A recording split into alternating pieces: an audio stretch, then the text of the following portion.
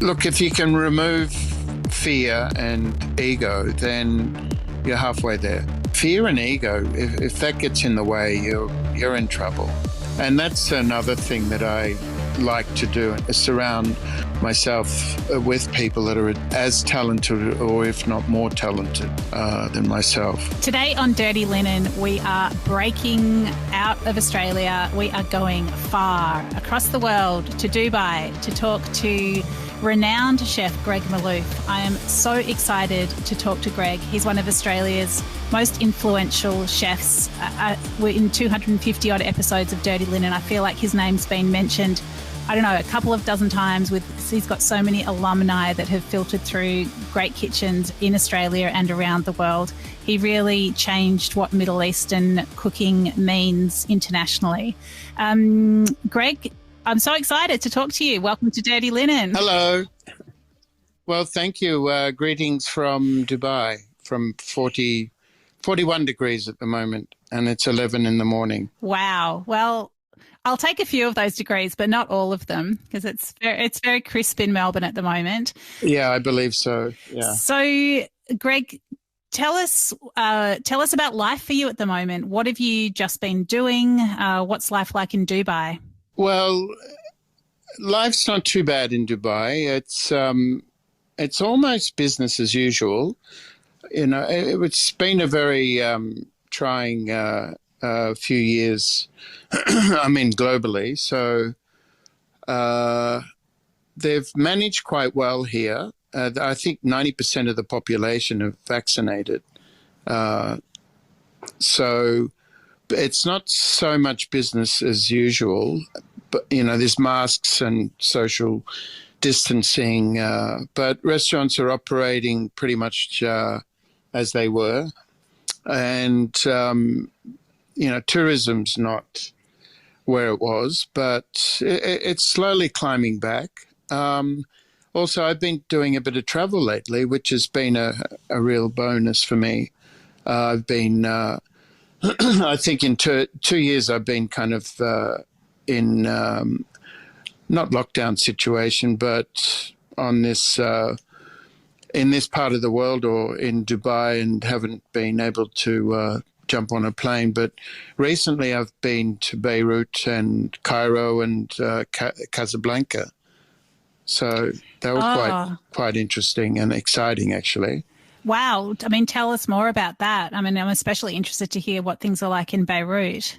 Well, yeah, I mean, Beirut's, it's very sad. Look, it's not an easy, it was a bit emotional going there because I've got family there.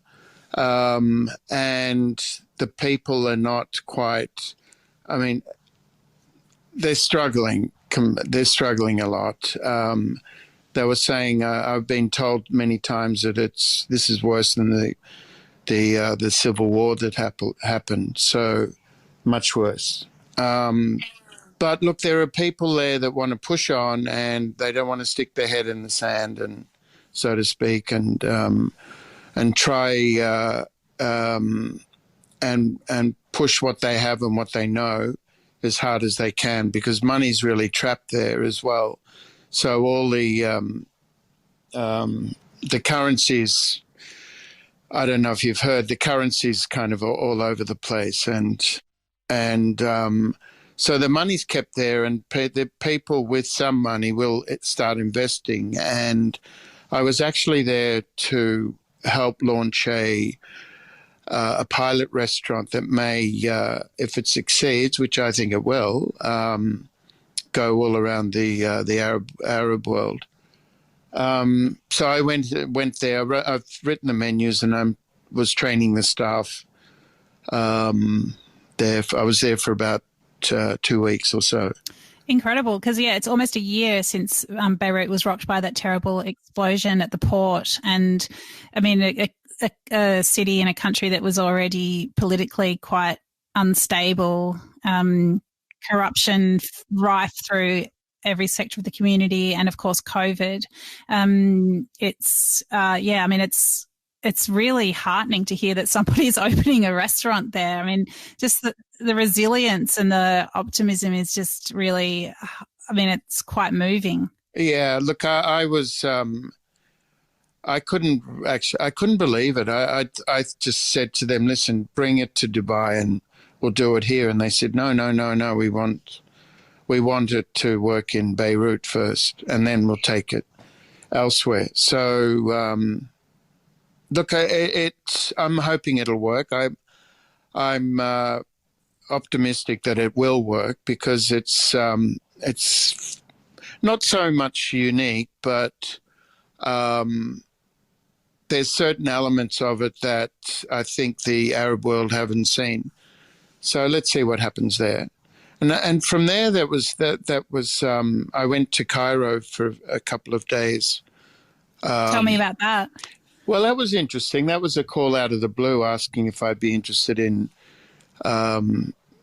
consulting or helping with a project in the pyramids. Oh my goodness. Yeah, I couldn't resist. So I went there for a few days and they showed me the project. It's an old jail that's been turned into a restaurant that it's around, 500, probably 500 meters from the pyramids themselves. So it overlooks the whole, the three pyramids. It's really spectacular.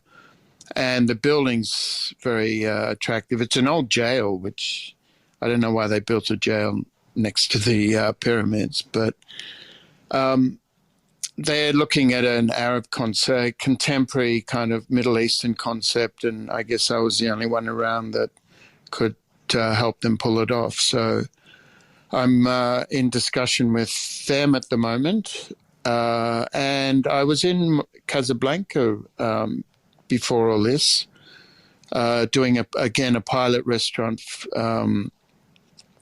for actually Buddha Bar. Buddha Bar are doing an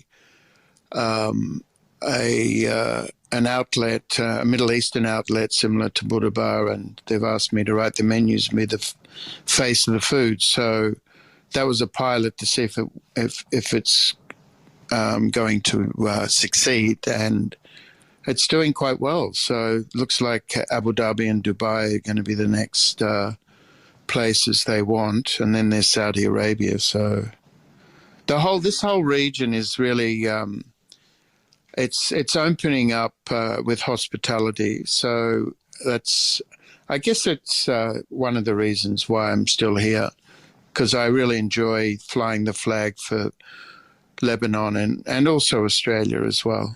So is this what you're mostly doing? You're based in Dubai, but consulting to restaurant projects around the region? Yeah, I got too frustrated with the quality of produce. So I got out of that and set up a small kind of company that does consultancy and private events or events and private dinners and etc. So I find it I quite enjoy this because I still get I still get time in the kitchen. I still get my buzz from that. And I still get a lot of buzz out of writing different menus and different styles. So there is a lot going on, and I'm enjoying it. So when you say you got frustrated with the produce, is that just in terms of sourcing ingredients from? Well, yeah, it's just not so consistent around these parts. Although it's getting better, but it's very difficult to grow fresh vegetables in a country that has very little rainfall and extremes of heat. So, but they're doing quite. I'm considering all that. There's actually indoor fish farms here and a lot of progress. But you can't beat gorgeous produce from Europe or England.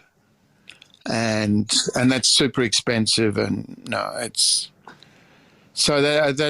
the reasons why I got out of it, because it was too inconsistent and too expensive to deal with high quality produce, and the lower or the average product that's grown here is not it's pulled out of the ground. It's not packaged as well as it could be, and it's not transported the way it should be or could be. So by the time the consumer grabs it, buys it, it's perhaps 3 days old, maybe 4 days.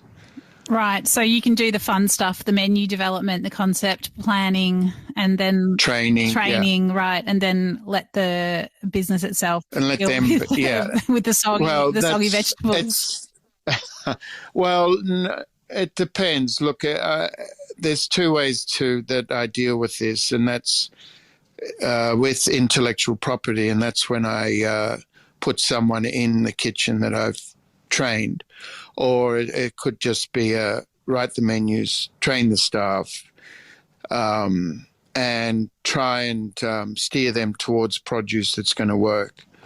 And that's pretty much it. I'll walk away from it and hope that it succeeds. So, Greg, when you try to explain to people what it is that you bring to Middle Eastern cuisine, I mean, how do you characterize it? Well, look, I guess I start off with my heritage, and the fact that I was brought up in a New World country with an old cuisine. The family food was very important. I mean, it's important to everyone, but it's really an interpretation. There's no fusion or there's no playing God with the cuisine itself. It's really an interpretation. So I look at the dish and hopefully keep the integrity of the dish, and whether it's Persian, Turkish, Syrian, Jordanian, North African, I don't want to play around too much with the dish. So all I'm doing is make it look a little more architectural and add a few more layers to it. I guess there is obviously, you've already expressed your desire for great produce to be part of those dishes. Well, yeah, it's not. We're not talking foie gras and truffles. It's just good. It's just produce that's been grown properly and transported properly. I do miss the days of ringing growers and fishermen.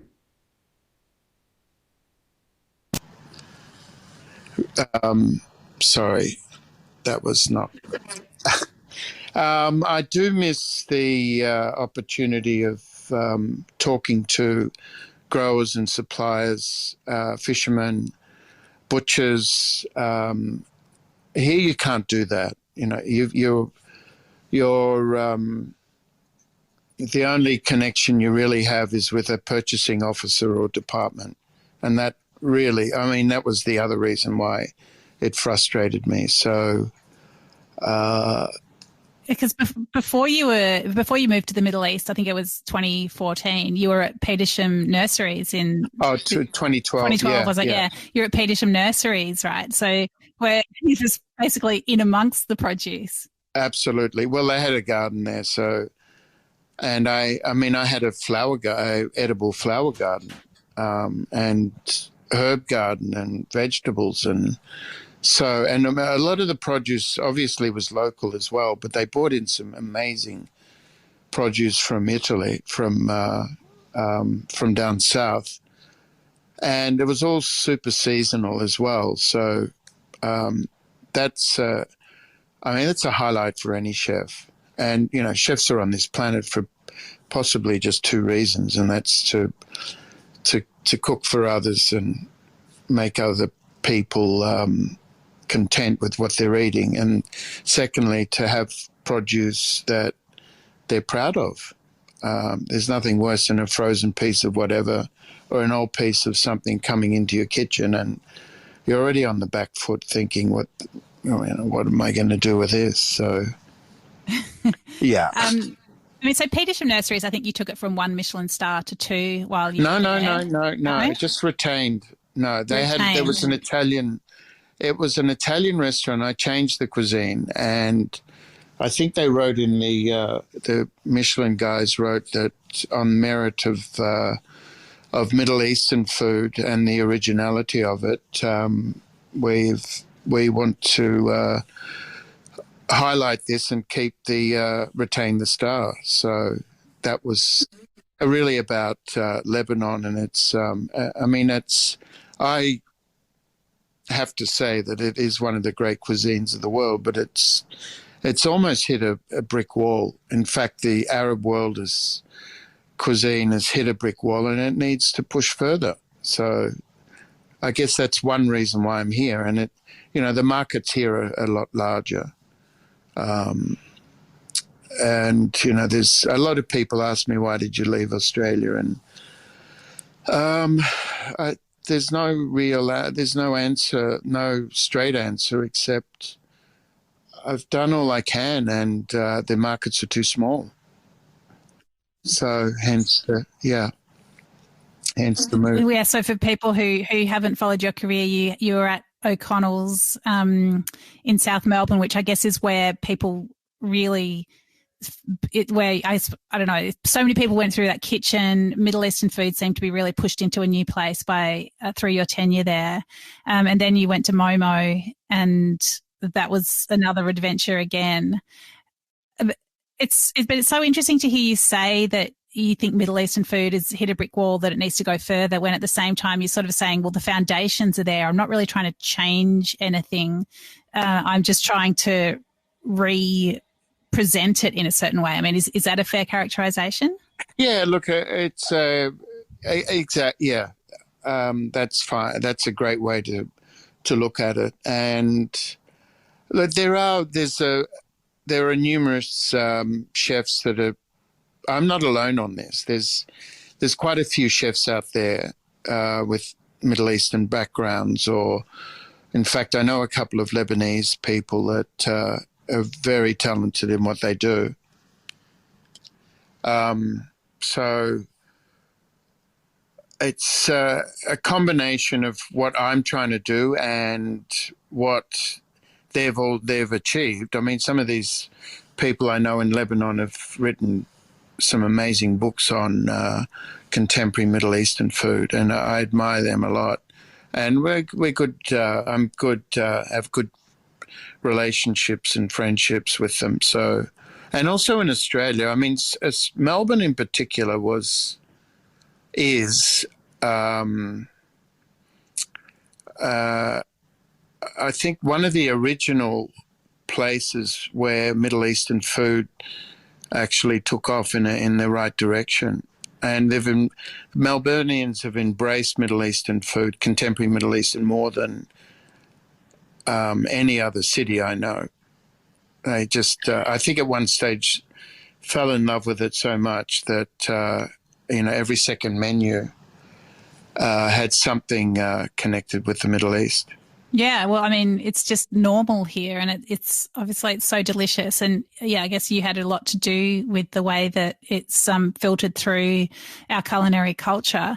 As we're talking, Greg, this vision keeps coming back to me, and it's me sitting at Momo in its second iteration in the hotel, and I've got this beautiful Bastia in front of me, and it's just like the pleating on the pastry is extraordinary. It's glossy. You can sort of tell just by looking at it, even though it's crisp and shiny, you can tell that it's flaky. I don't know how you can tell the pastry is going to be flaky from the external surface, but somehow you could. And then it's like you open it and the fragrance envelops you. And then there's just this incredible balance of crisp and soft and spice, just sweet, dried fruit and cinnamon and oh my God, I can hardly talk because my mouth's watering too much. Yeah, I'm in there as well. I love that dish, and it's quite it's actually quite popular around here as well, because I do I've never forgotten how that came about, and always try it with different stuffings, whether it's duck, pigeon, chicken, even vegetarian spinach and eggplant. So it's a very versatile dish, and the technique is interesting as well. What is it that you bring to a classic dish like a bastilla, which, you know, it's part of a lot of people's Middle Eastern heritage? But what's the Greg Malouf spin on it? Again, there's layers. There's layers that are quite that are added to the dish. If I went to Morocco or even Tunisia and ate tagine, although they're very different. Tagines from Morocco and Tunisia are quite different, but in Morocco they're a lot sweeter, and there's plenty of bones in there as well. And I think I toned down the sweetness, and I also, because there's eggs in there as well, they scramble eggs into it to make the base for the pie. I actually make a custard, and the custard is made with the stock of the pigeon or the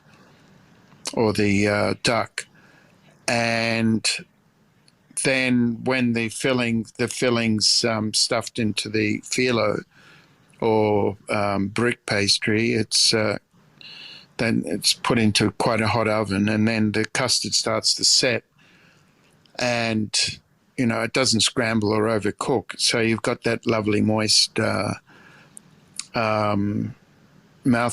So, and it just works with all of the rich meat, the sweetness of the dusting of cinnamon and icing sugar, and these certain layers of spices. There's also almonds in there that are fried, and so there's a lot going on, but it just somehow comes together and works beautifully. I like it. Oh, I can't stand it. I need it. Well, it's. I think that will. Whilst I'm in Australia, I'll be doing some events at O'Connell's Hotel.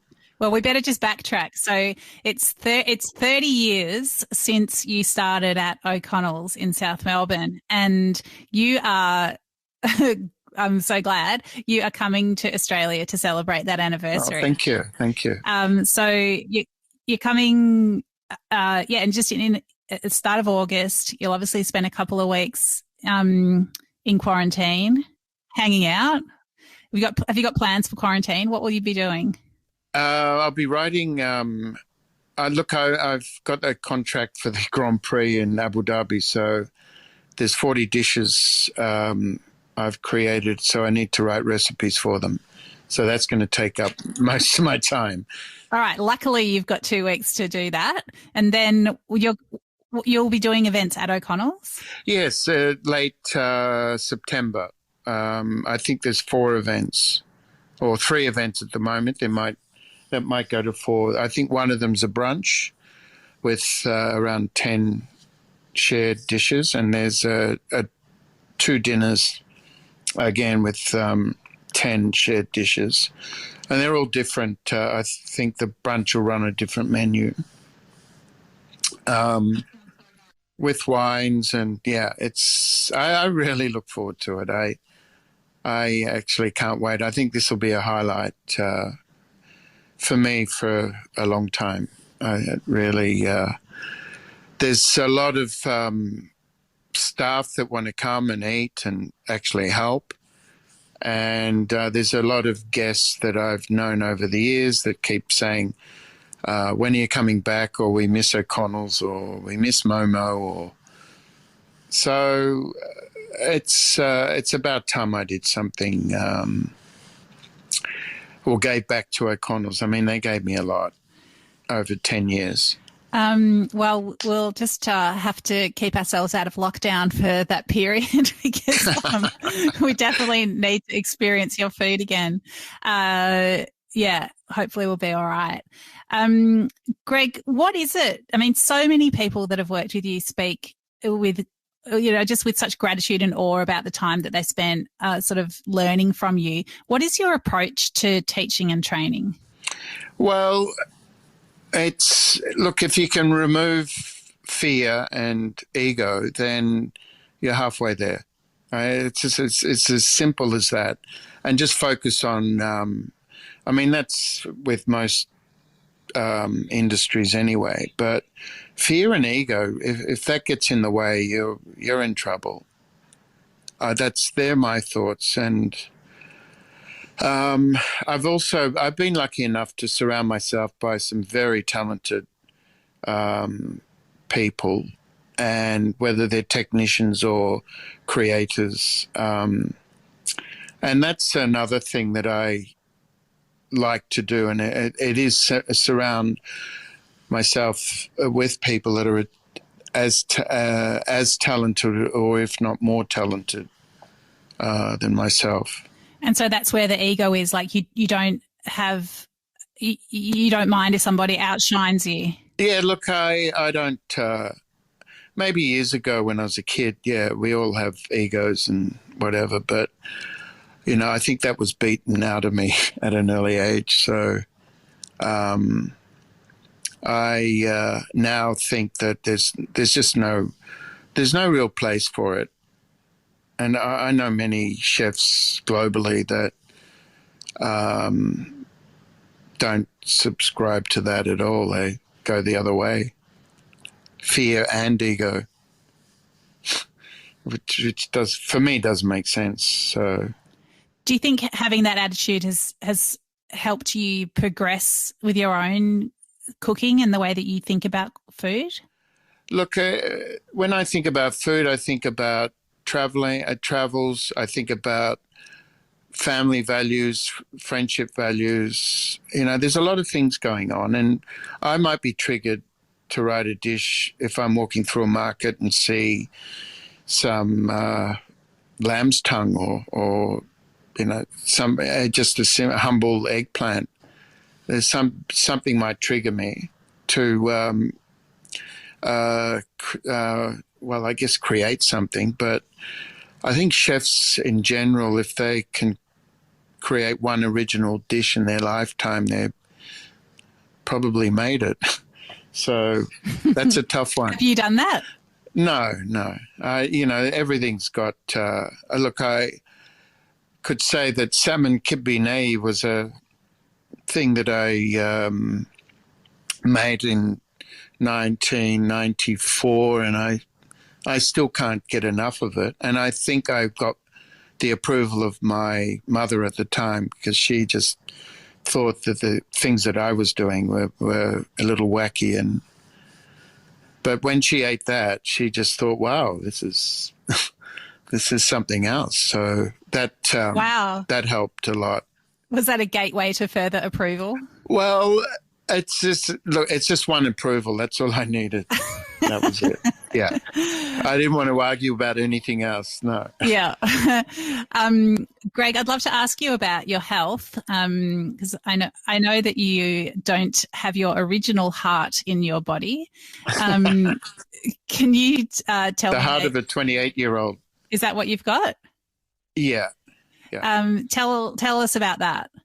Well, there's not much to tell. I had a checkered history of health issues, and just got back up. And I was told several times that I shouldn't be cooking, and then I think every time I was told that, I went forward and wanted to cook. So now it's things are monitored very well. I had 2 heart transplants. The first one, I don't know. I think I just didn't look after myself all that well.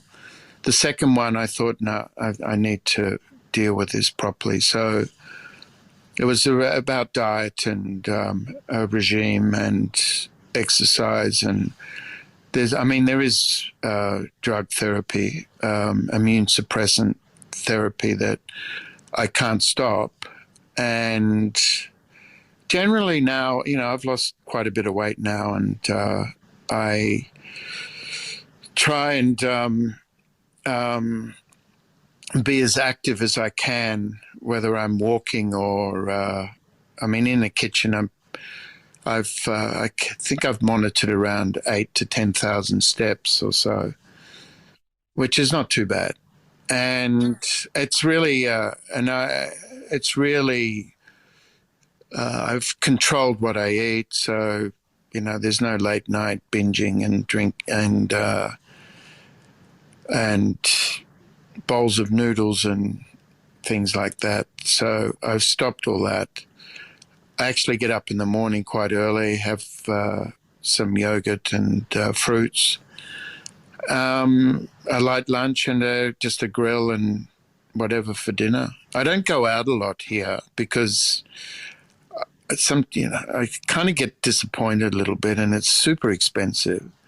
And so I go and buy produce, and I cook at home a lot. So, and I can control my diet and whatever quite easily here. And actually, when I was in lockdown, that was great because I just stopped everything and I just controlled myself. And I think I lost around 8-9 kilo through lockdown. Oh, I think I got them. Yeah. Okay. Well, is there anything about having the heart of somebody else in your body that goes beyond it just being a bit of biological machinery that makes your blood flow? Like, is there any feeling of having someone else's heart? No. Look, there was at the start when I was a lot younger. I kind of freaked out a little bit. But now, no, I don't think about it. If someone mentions, do you have any health issues? I generally say, no, look, a bit of cholesterol. But if someone's delving into my history, then I can say that I don't relate to, I relate to the heart as something that's life-saving and has made me probably a better person in that I can continue what I do, continue my life's work, and can continue, I guess, entertaining in a kitchen. Why does it make you a better person? Well, I think as a kid you're invincible and you want to do everything and anything, and at one stage I thought I could, and no, I was just had that egotistical kind of side of me creep up, and it's potentially destructive. So I slowed down a lot when I was ill and just decided, no, I don't want to do that. I don't want to go down that path. But it's not connected to, there's no emotional connection with the donor, although I did receive a letter from someone on my second transplant, and they were convinced that I had their husband's heart because they followed my career and knew that I had a transplant at a certain time, and their partner passed away in, I think, a car accident, and thought that I was the recipient. And so that really did freak me out. It was quite a shock to read this. It was a handwritten 2-page letter. So I gave it to the hospital, the Alfred, and they checked it out and said, no, it's not it. And I said, well, what shall I do? And they said, don't respond, we'll respond for you. And so that was that. And that was probably the most emotional. That was that triggered a lot of things, I think. Yeah, that is very intense. I mean, it's obviously for the person who was writing that letter. She'd lost that person. So but it's I guess, does that make you part of that person's story, or it's all your story? It's I can see that it would throw up a lot of questions and narrative threads, but well, I'm glad that I'm just glad that it's possible to do those things, and that your heart is your blood is still flowing and a heart is beating in your body.